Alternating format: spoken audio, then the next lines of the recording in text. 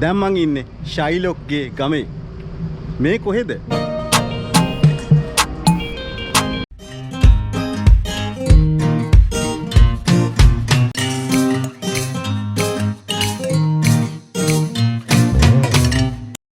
අන්තෝනියෝ නම් වූ වෙලෙන්දා 1596 දී ෂයිලොක් නම් වූ පොලිකාරයාගෙන් පොලියට සල්ලි ගත්ත කතාව ඔබ අහලා ඇති.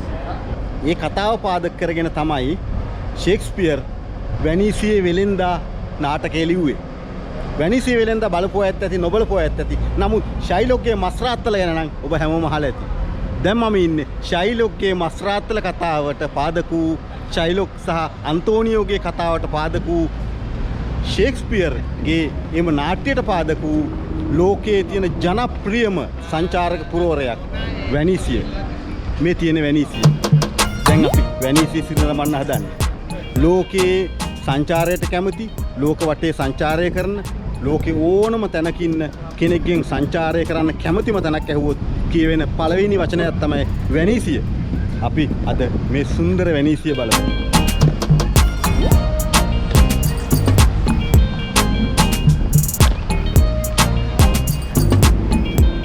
වැනීසිය ගැන කියනකොට ප්‍රධානම දෙයක් කියන්න තියෙනවා. ඒ තමයි ලෝකයේ සම්පූර්ණම ජලයෙන් යට වෙච්ච නගරය වැනීසිය.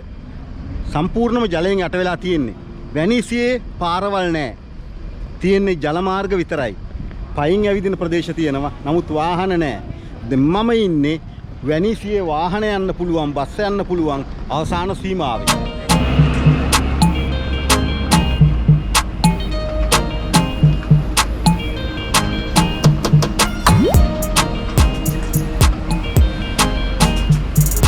ඊට පස්සේ තියෙන්නේ ජල මාර්ග පමණයි.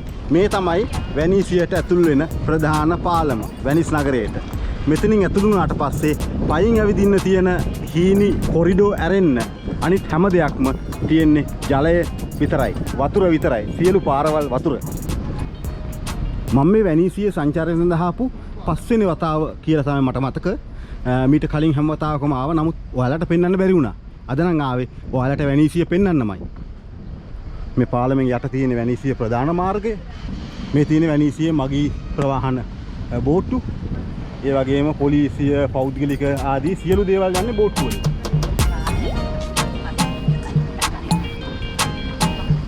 බෝට්ටු වරනහම තියෙන්නේ අපි මේ වගේ පයින් යන අපි විතරයි. මේ බලන්න මේ.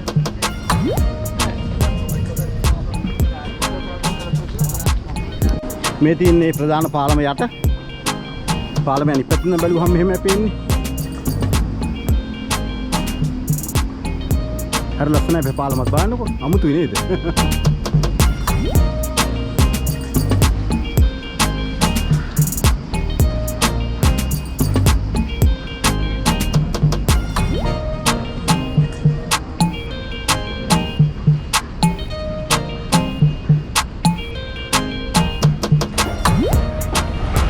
මේ යන්නේ වැනීසියේ මගී බෝට්ටු. සාමාන්‍යයෙන් අපේ කොළඹ බස් යන්නේ. අන්න ඒ වගේ මේ බස්. වැනීසියේ මිනිස්සු ගමන් බිමන් යන ප්‍රධාන බස් මේ.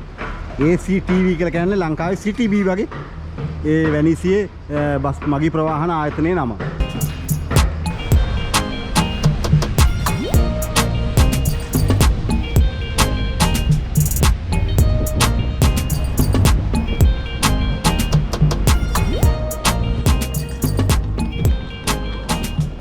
මේ තියෙන්නේ වැනීස් දුම්රිය ස්ථානය. කෝච්චියෙන් වැනීසියට එනවා නම් මෙන්න මෙතන තමයි එන්නේ. අපි ස්ටේෂන් එකත් පොඩ්ඩක් බලමුකෝ. දැන් මං ආවේ කෝච්චියෙන් නෙවෙයි. ඒක නිසා ස්ටේෂන් එක පෙන්වන්න විදියක් නැහැ නැත්තම්. වැනීසිය කියන්නේ යුරෝපයේම ඉඳලා දුම්රියෙන් එන අයගේ ප්‍රධාන ගමනාන්තයක්. ලස්සන ස්ටේෂන් එකක්. පිරිසිදුයි. හරි පිළිවෙලයි. ලස්සන කඩ දාපු ගොඩක් තියෙනවා.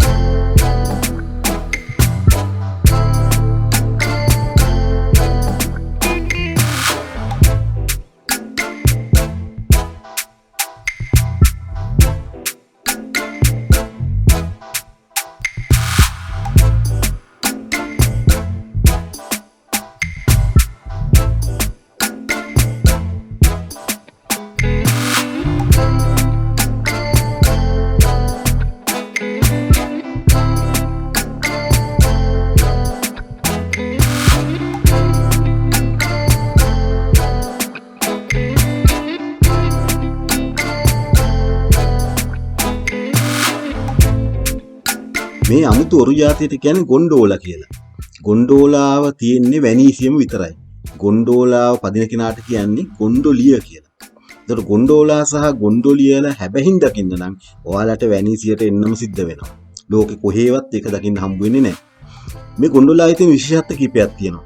එකක් තමයි මේක ගොඩක් සම්පූර්ණ පැතලි පතුලක් තියෙන්නේ. අනිත් එක තමයි දිග කූරකින් හිටගෙන තමයි මේ ඔරුව පදින්නේ.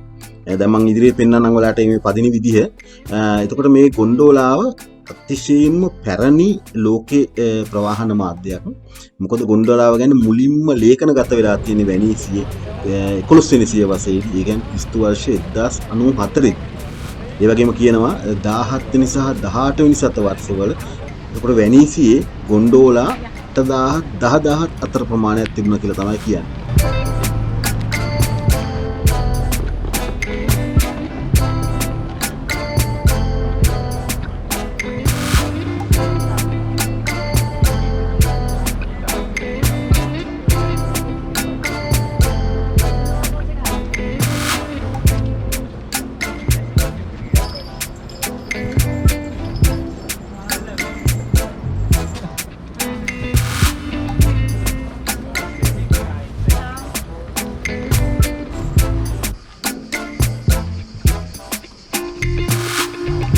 ලෝකයේ ඇවිදින සංචාරයකට තියෙන වටිනම දෙයක් තමයි මේ විදිහට වැනීසියේ ඇල මාර්ග දිගේ ඇවිදගෙන යන එක. මේ බලන්නකො මේ ඇල මාර්ග වලට පිටින් මේ සියලු ගොඩනැගිලි වල පාදම නැත්තම් ෆවුන්ඩේෂන් එක තියෙන්නේ වතුර යට. මේ තමයි පාර. ගෙවල් වලට ගොඩ වෙන පාර. දැන් මෙතනින් මේ වාහනෙන් ආවා. ඊට පස්සේ මෙතනින් නැත්තුවා. දැන් මේ පාරෙන් ගෙට ගොඩ වෙනවා.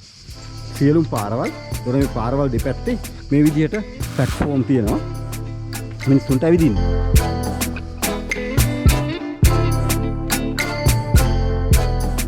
වැනිසි ඇල මාර්ග දිගේ ඇවිදින ගියාම ගෙවල් වලට කොට වෙලා ඒ ඇතුළේ තව ගෙවල් තියෙන. ඒ කියන්නේ ඇල මාර්ග දෙකක් අතරේ තියෙන ගෙවල් තියෙන මෙන්න මේ වගේ චූටි කොරිඩෝ ඇතුලෙන් ගිහිල්ලා තමයි ඒ අතරේ තියෙන ගෙවල් වලට යන්නේ. දැන් මේ කොරිඩෝයෙන් ගියාම ගෙවල් තියෙනවා. ගෙවල් වලට එහා පැත්තේ ආයෙ තියෙන්නේ ඇල මාර්ගයක්. ඒ කියන්නේ ආයෙම පාරක්.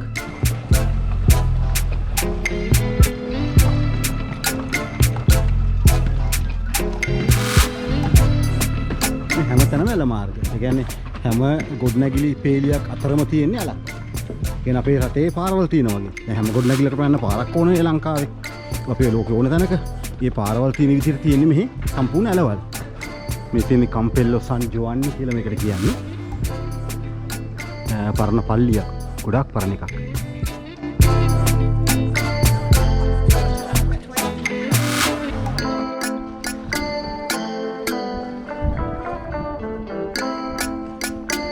පුංචි කොරිඩෝ දිගේ පුංචි පාලම් දිගේ ඇවිදගෙන ඇල මාර්ග අතරින් යනකොට ඒක හරියම අමුතු අත්දැකීමක්.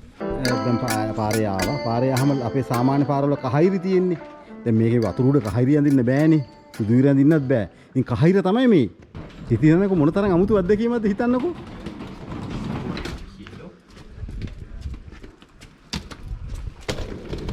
හරි පටු වීදි. දැන් මේ වීදිය ඇවිදගෙන යන්න දෙන්නෙකුට බෑ. ඒ කියන්නේ වීදි කිව්වට මේ අතර පාරවල් නෙවෙයි මේ ගෙවල් ඇල මාර්ග අතරේ ගෙවල් අතරේ තියෙන චූටි කොරිඩෝ. දැන් මේ උදාහරණ වල මේ පහුවිච් එක. බලන්න මේ කොරිඩෝ සාමාන්‍යයෙන් එක මිනිස්සෙකුට යන්න පුළුවන්. දෙන්නෙකුට මාරු වෙන්න අමාරුයි. මහත කෙනෙක් ආවොත් මාරු වෙන්න බෑ. මේ කොරිඩෝ වල තියෙන දෙපැත්තෙම පුංචි කඩ. ඒ කියන්නේ සාමාන්‍යයෙන් අපේ නගරයක වීදියක් දෙපැත්තේ කඩ තියෙනවා වගේ. නැත්තම් කඩ දාන විදිහක් නැහැනේ. කඩේට යන්න වතුර ගිහිලා යන්නත් බෑ. ඉතින් ලේසිම ක්‍රමය තමයි මේ වගේ චූටි කොරිඩෝ වල ගුහා වගේ පොඩි කාමර කෑලි ඇතුලේ තමයි කඩ තියෙන්නේ. මම ලෝකෙ වටේ යන්නේ මම හුඟක් වෙලාට කියලා තියෙනවා. අපි දෙන්නම තමයි යන්නේ. ඉතින් වැනිස්සාවෙත් අපි දෙන්න. ඉතින් දැන් නම් අපි මෙයාට නම් එපා වෙලා ඒ තරම් තද අවුවට පිච්චිලා කරලා ඒ තදම අවුව දවසක් අද. ඉතින් වැනීසිය වුණත් පයින් ඇවිදගෙන යනවා කියන්නේ අද වගේ දවසක හරිම අමාරුයි. දැන් අර තදට අවුව පුරුදු නැති හන්දද මන්ද පුදුමාකාර මහන්සියක් දැනෙනවා. නමුත් මේ මහන්සිය යනවා මේ ලස්සන දැක්කහම. ඒකයි වැනීසිය තියෙන වෙනස.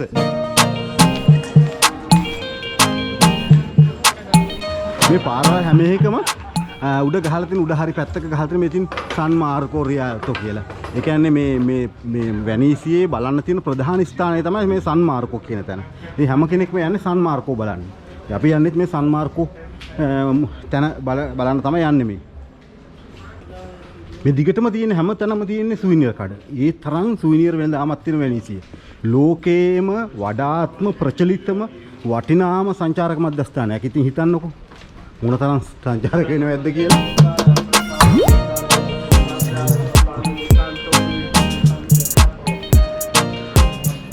ඉංගන අයත් ඉන්නව දැක්කනේ. අඳෝනාවල් කියා සල්ලි ඉල්ලනවා. ඉතලි කාර්යනේ මේ හුඟක් ඔය සමහර නැගෙනහිර යුරෝපීය රටවල් වලින් එන අය තමයි ওই විදිහට ඔය ඉන්නේ. මේ තියෙන වැනීසියේ මාළු මාකට් එක. දැන් අපි දන්නවා මේක මේ ජලයේ තියෙන නගරයක්නේ. ජලයේ තියෙන නම් මාළුත් තියෙන්න එපා. ඉතින් බලන්න මාළු මාකට් එක. මට මීගමුව මතක් වෙනවා. මීගමුවේ මාළු වෙනදපොළ මතක් වෙනවා. මේ වань කුරුල්ලෝ. මේ කට්ටිය මේ ඉතුරු වෙන ලංකාවේ නම් ඉන්න කපුටෝනේ. කපුටෝ වෙනුවට මෙහෙ ඉන්නේ මෙන්න මේ කට්ටිය. මේ මාළු වෙනදාම වෙලා ඉවරයි. දැන් මාළු කඩ කියන ඇත්තම කියනනම් අපි ආපු වෙලාව වැරදි මෙතෙන්ට. මාළු කඩ නැහැ. මාළු වල ඌස්නේ නම් තියෙනවා, පිළිගඳ නම් තියෙනවා. ඒක ඉතින් කැමරාවෙන් ඔයාලට පේන්නේ නැත. නමුත් මට දැනෙනවා තද පිළිගඳක් මේ හැරි. මේ බොන වතුර. ඉතාලම පිරිසිදු බොන වතුර. මේ බෝතල් වලට පුරව ගන්න පුළුවන්. කූල් වතුර දැක්කම පුරව ගන්න ආස හිතෙනවා. මම බෝතලේ තියෙන වතුර ටික විසි කරලා මොකද දැන් මේක බෝතලේ කූල් එක ගිහිල්ලා. මෙතනින් පුරව ගමු. මේ වන් ලස්සන කටකින් තමයි වතුර පුරවන්න තියෙන්නේ. වැනීසියේ නොමිලේ දෙන සීතල වතුර. මේ වෙලාවට නියමයිනේ. මෙතෙන්ට කියන්නේ පොන්තෙදි රියාල්තෝ කියලා. පොන්තෙදි රියාල්තෝ කියලා කියන්නේ ගොඩක් උස්සපු පාලම.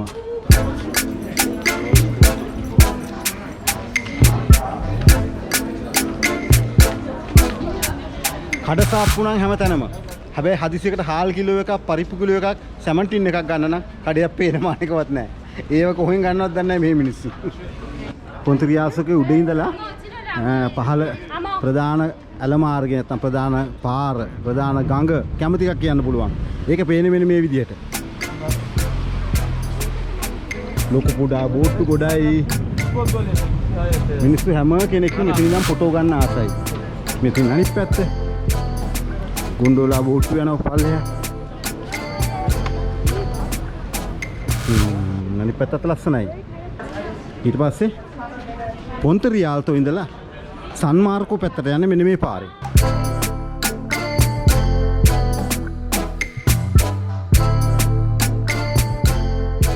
යුරෝපයේ තියෙන ප්‍රධානම සංචාරක පුරවැයක් බලන්න ඉන්න සංචාරකයෝ තෝගේ මං හිතන්නේ දිනකට ලක්ෂ ගාණක් මේ වැනීසිය බලන්න එනවා. මේ සියලුම දෙනා 99%ක් මං හිතන්නේ සංචාරකයෝ.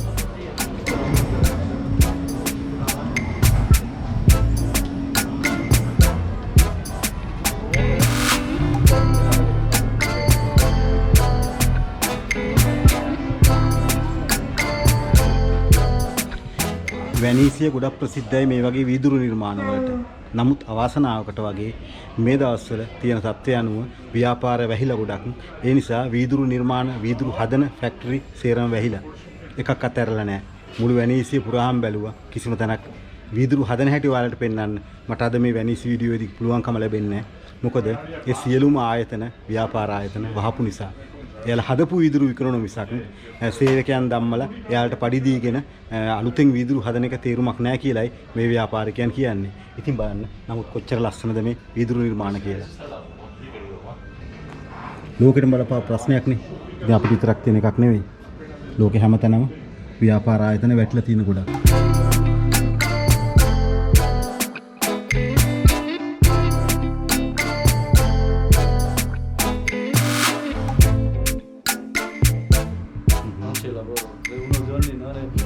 Oggi è solo forse 40 euro venduto. Mamma Oggi mia, sabato. come si può fare? Come vai?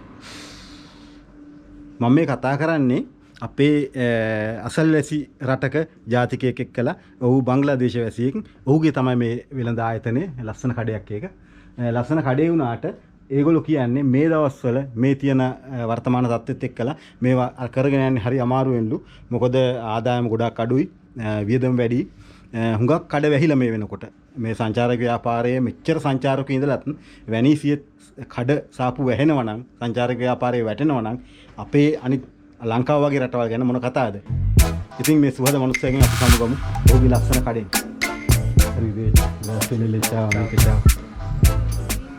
වැනීසිය බලන්න එන ඕන කෙනෙක්ගේ හයිලයිට් එකේ තමයි මම දැන් ඉන්නේ. ඒ තමයි පියස්සා සන් මාර්කෝ. මේ තියෙන්නේ පියස්සා සන් මාර්කෝ. මේ තමයි වැනීසියේ සංචාරකයෙකුට නරඹන්න තියෙන ප්‍රධානම ගොඩනැගිල්ල. මේ බැසිලිකා දේවස්ථානයේ 12 වෙනි සියවසේ හදපු එකක්. ඒ කියන්නේ අවුරුදු දැන් මේ වෙනකොට මේ 21 වෙනි සියවසනේ. එතකොට අවුරුදු 900ක් පැරණි. මේකට ටිකට් එකක් ගන්න ඕන මේ දේවස්ථානය ඇතුළට යන්න. බැසිලිකා දේවස්ථානය ඇතුළේ තියෙන්නේ මියුසියම් එකක්. ඒ කියන්නේ දේවස්ථානයේ සාමාන්‍ය දේව මෙහෙයන් කරන කොටස නඩත්තු කටයුතු සඳහා වහලා කියලා තමයි කියන්නේ. අපි බලමු ඇතුළට ගිහිල්ලා ටිකට් එකක් අරන් ගියාම මොනවද පෙන්වන්න තියෙන්නේ කියලා. මැෂින් එකකින් තියෙන්නේ මොන බලන්න. Temperatura normale. Autorizzazione concessa.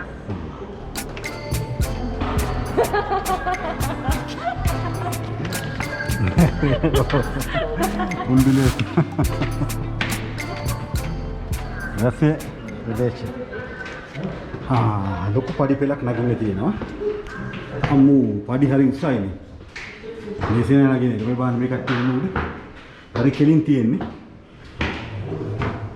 අම්මෝ දනිස්ස කකුල නවන්න ඕන හොඳටම. මේ බානක පහල. මේ මොනස්ස වැටෙනවත් එක්කලා. දන ගාගෙන වගේ.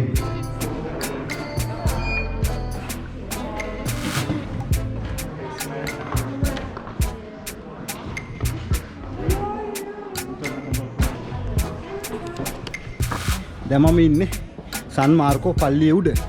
බැසිලිකාව උඩ. මේ පොළොව ලිස්සනවා පාර විදියට. එන වැස්සක් නැහැ පට්ට අවුව. ඒ වුණාට මේ පොළොව මේ ගල් ලිස්සනවා. හරිම අමාරුයි ඇවිදින්න. කල්පනාවෙන් යන්න ඕනේ.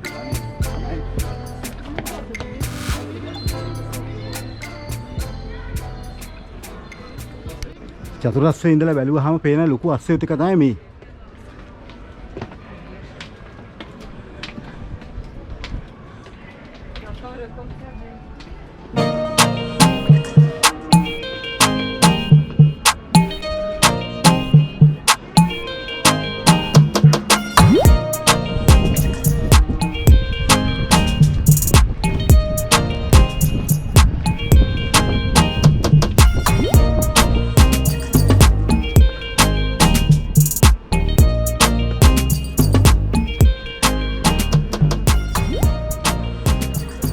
වැනීසිය හරි ලස්සනයි. වැනීසියේ ලස්සන පින්තූරයක් පේන්නේ මෙතන ඉඳලා. 12 වෙනි සියවසේ නිර්මිත මේ දේවස්ථානයේ තියෙන මේ කලා නිර්මාණ වල කියන්නේ විශේෂත්වය සහ සුන්දරත්වය වගේම මේ නිර්මාණශීලීත්වය පුදුමාකාරයි.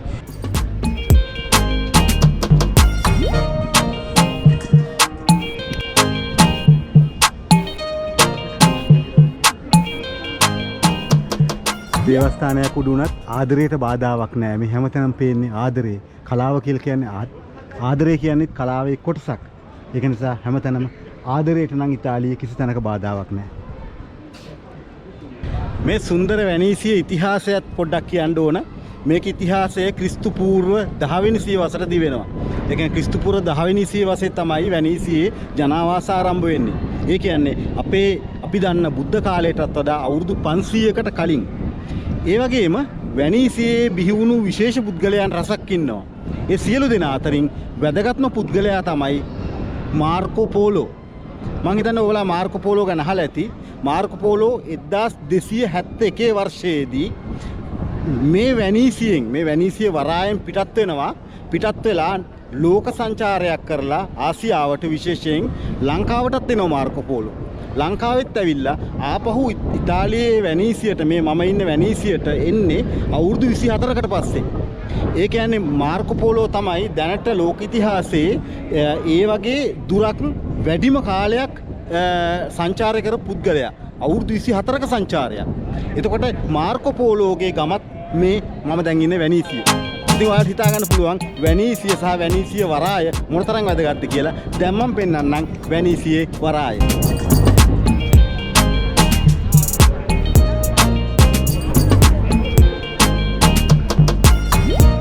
පියාස සන් මාර්කෝ ඉඳලා එළිය බැලුවාම පේන්නේ සම්පූර්ණම මූද.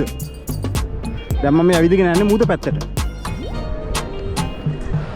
මම දැන් අර ඇවිදගෙන ආවේ වැනීසියේ ඇල මාර්ග අතරින් ඊට පස්සේ ලස්සන පාලම් වලින් චූටි ඒ ඇල මාර්ග සහ පාලම් අතර තියෙන විශේෂ හේතුව දැන් ඒ විදිහට වැනීසිය ගොඩනැගිලා තියෙන්නේ කොහොමද කියන එකත් මම කියන්න ඕන.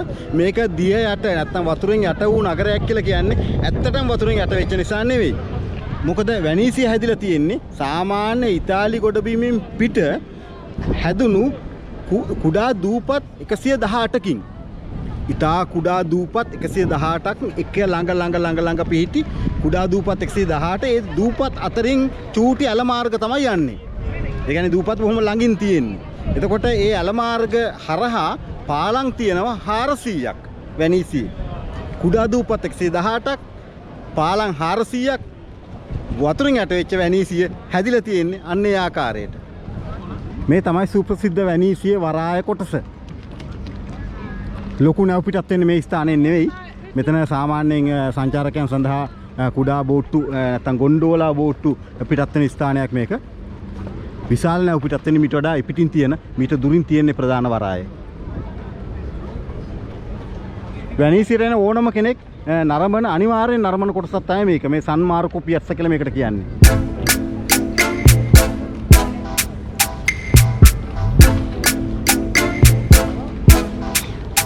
ඉතාලිය ආදරවන්තයින්ගේ ලෝකයක්. තනිකර ආදරවන්තයන්ගේ රටක්. ඒ කියන්නේ දැන් මේ ආදරවන්තයෝ දෙන්නත් ඔබට පේනවා. එයාලගේ හනිමුන් එක නැත්තම් වෙඩින් එක සූදානම් වෙන්නේ වැනීසියේ ඉඳලා.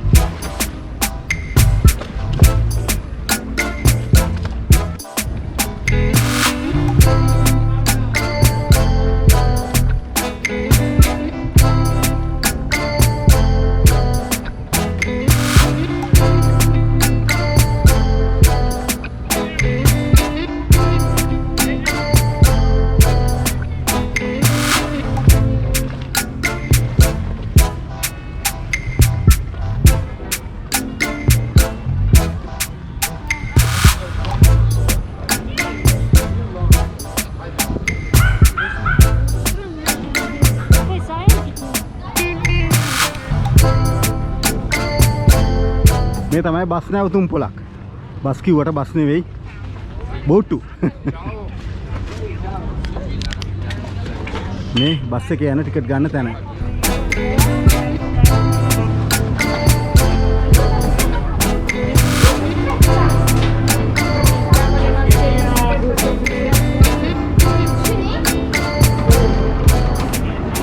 මේ තමයි බෝට්ටුව.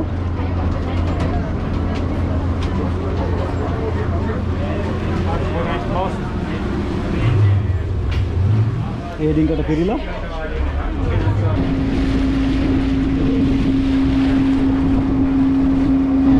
මේ දැන් ඉන්නේ වැනීසියේ බස් එකක.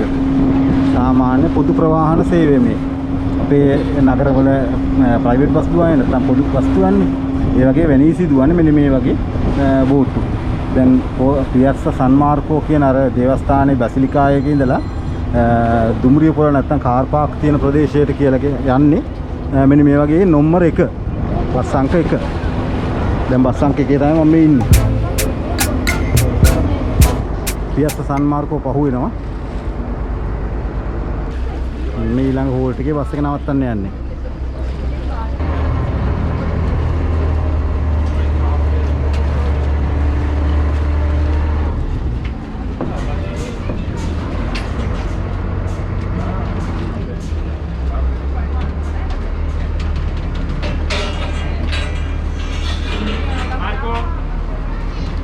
San Marco බහින්න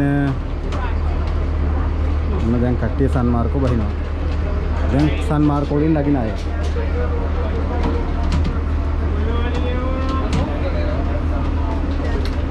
ඒකත් ලස්සන අත්දැකීමක්.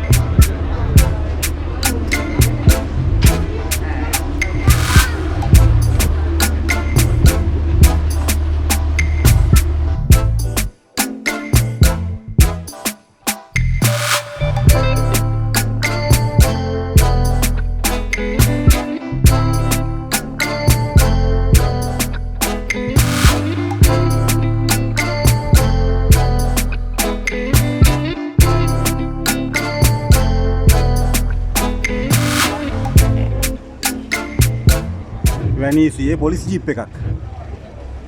අපේ පාරවල ජීප් වුණාට වැනීසියේ තියෙන්නේ පොලිස් බෝට්ටු.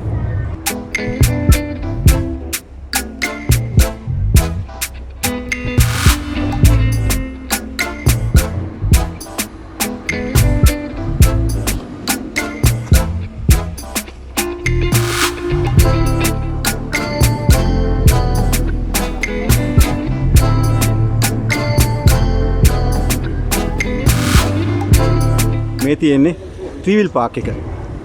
හන්දි වීල් ගහගෙන ඉන්නේ. ඒ වගේ වැනීසියේ ටැක්සි ගහන් ඉන්නේ මේ විදියට. වැනීසියේ කියලාත් වෙනසක් නැහැ. හදිසියක් වුණාම ඇම්බුලන්ස් එකක් කෝල් කරාම ඇම්බුලන්ස් එක එනවා. නමුත් මේ බලන්න මේ ඇම්බුලන්ස් එක.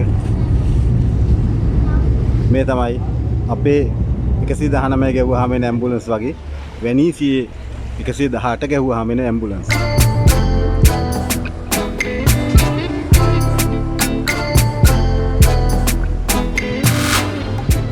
අපි යන බස් එක ඉස්සර කළා තව බස් එකක් යනවා. ලංකාවේ ඩ්‍රයිවර් කෙනෙක්ද කොයිද?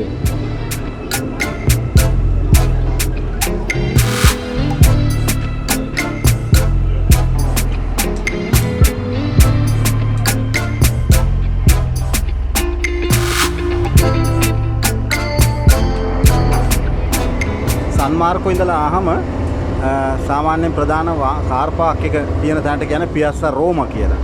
දැන් මේ ඉන්නේ පියස්සා රෝමා වල. මේ San Marco ඉඳලා පියස්සා රෝමා දක්වා එන බස් ගමනට එක්කෙනෙකුට යූරෝ 7.50ක මුදලක් අය කරනවා. දැන් අපි ඉන්නේ පියස්සා රෝමා බස් නැවතුම් පොලේ.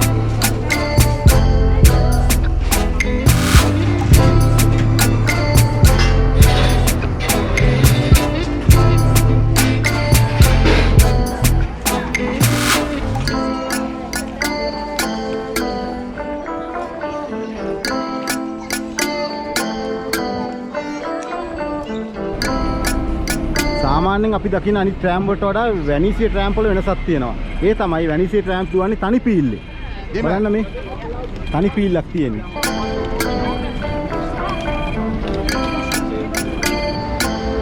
මේ තියෙන වැනීසියේ සිටියම. මේ බලන්නකෝ. දැන් මේ තමයි ඉතාලියේ ප්‍රධාන ගොඩබිමේ ඉඳලා වැනීසියට එන මාර්ගය.